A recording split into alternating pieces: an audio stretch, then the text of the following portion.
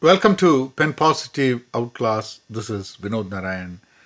Thanks for tuning into another episode. Time management. We all have limited time, and as Oliver Berkman in his book says, 4,000 weeks is what we have from the day we are born to if we hit 80. In that calculation, I've got 1,200 weeks left. So time becomes so important. I want to talk to you about time management and share some thoughts. And I think it's very important for us to sometimes be reminded of what we already know rather than something new. And time becomes such an important thing because time is limited. And sometimes we try to pack a lot of things into that time that we have. It is 24 hours a day, whether you are rich, you're poor, you're old, or you're young. But when we are young, a 1 hour feels different than when we are 70. Because that 1 hour becomes more precious as we get older. When we are young, I thought that 50 years was such an old age till I hit 50. So our concept of time also changes. But we look at time management more from how well we can manage and do things. One school of thought is that since we don't have a lot of time, use the time to do something that makes you feel alive. There's another school of thought saying that we don't have a lot of time to do things. So let's just pack that time into what all we can get done and be more productive. I think my approach to time management is somewhere in the middle. I don't want to be over optimized, productive life that takes away the beauty of being slow and enjoying what this experience of life is going to be. I also don't want to be lazy, doing nothing, spending my life without having created anything or contributed anything. So, somewhere in the middle is where I personally want to have time and my relationship with time. We prioritize time, but we should not be prioritizing time, we should be prioritizing tasks. Every week, there are a set of things that I want to get done. There are a set of things that people want me to get done. A few things demanded by my family, a few things demanded by the place I work in, and a few things that I think the society expects us to do. How do we prioritize these things? Within the 8 hours at work, how do I prioritize all the work that I want to do?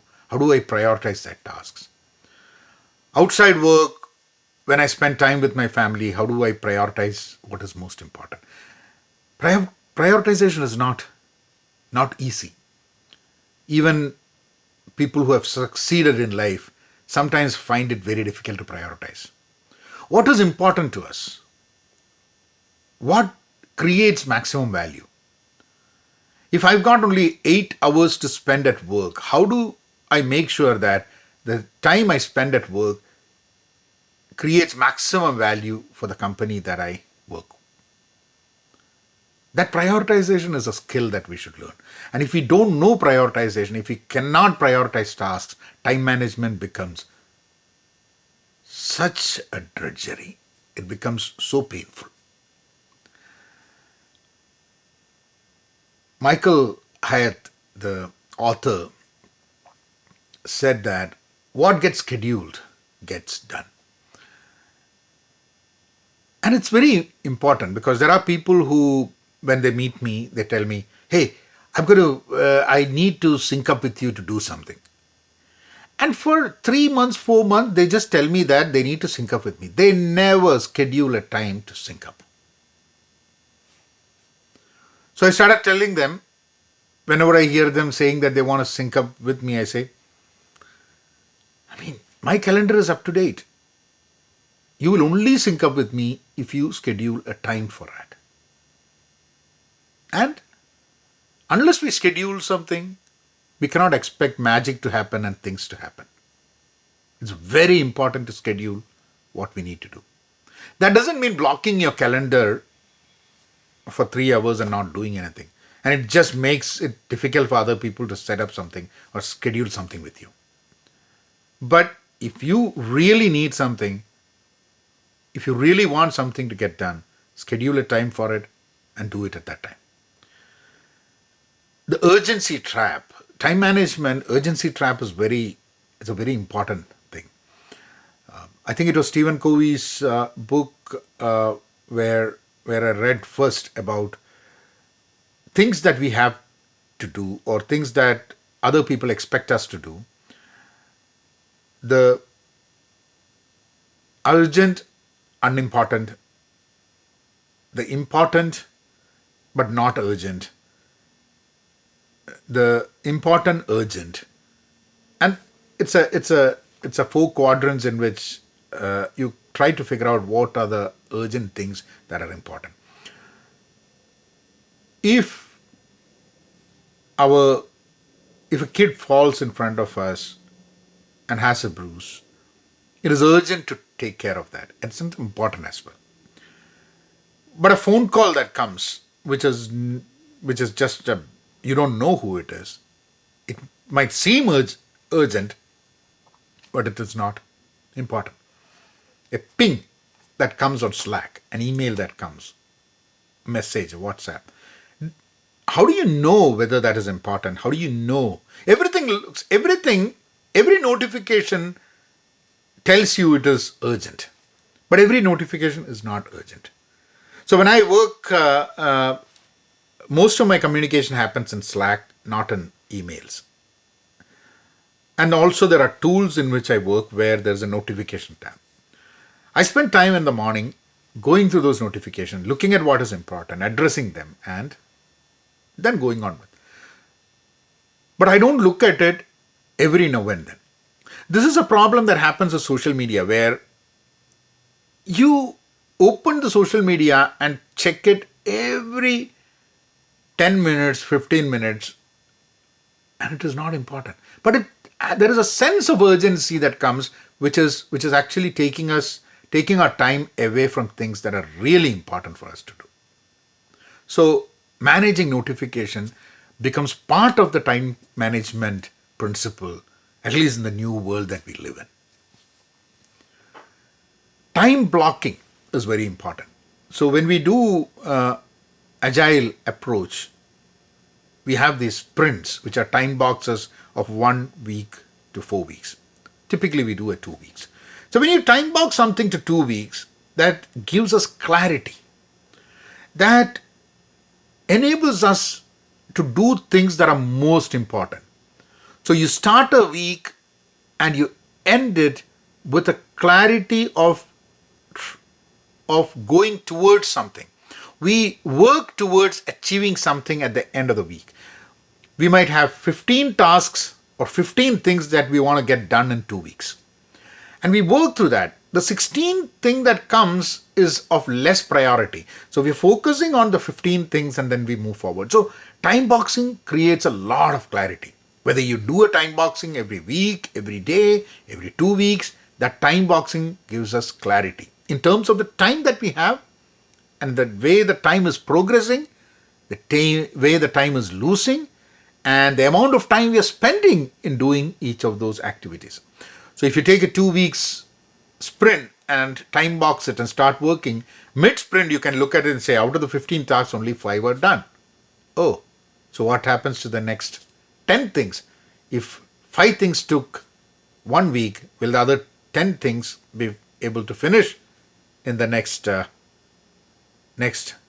1 week? But again, the 15 tasks that I have would have its own priority. So sometimes if I have 15 things to be done and I have been able to do 7 of the top priority items, I might still have a lot achieved during that period. What if I did not have a priority? What if I had taken the lowest priority item out of this 15 things and started working with that? And if at the end of 2 weeks I find 10 things done, but the most priority 5 things are undone. So prioritization is important, time boxing is important, and then understanding how time lapse happens. What is the lead time between things? All these things are important. So time boxing gives us more clarity to box the time and box the work that we have to do. And finally, saying no more often than we want to. And when you do time box and when you know exactly what you want to accomplish during that time box, it is much more easier to say no. So I was talking to a few people at work, and there are some people who always end up saying no. So, and it might be a genuine no. And I get feedback from other people saying that, person A, person B always says no to things. It seems they never have time. So I went to one of these person, I said, when you say no to some work that comes to you, is there a way for you to rationalize why you are saying no? They said, no, I don't know. I said, if you have a list of items with a priority that you're working during a time box of 1 week, anyone who comes on a Wednesday and says, hey, you need to do this, I can tell them, look at this. These are all the top priority. Where does your item lie? And always I keep 20% time in my week for things that are really urgent and important. You don't max out the whole week with things that you've planned. You plan up to 80%, 20%, life comes in between. There are things, I might fall sick, I might do something. So that 20% is for unforeseen things that come to me, which are really urgent and which are really important. So, time management, we should learn how to prioritize. We should be able to schedule things and then do it. We should not fall into the urgency trap. We should have time boxes that gives us clarity. And that time boxes and that clarity and that prioritization will make it much, much more easy for us to say no to things. Send me an email, penpositive@gmail.com, and I'll see you all next week. If you have not subscribed to the channel, please do subscribe. The email again is penpositive@gmail.com. Thank you.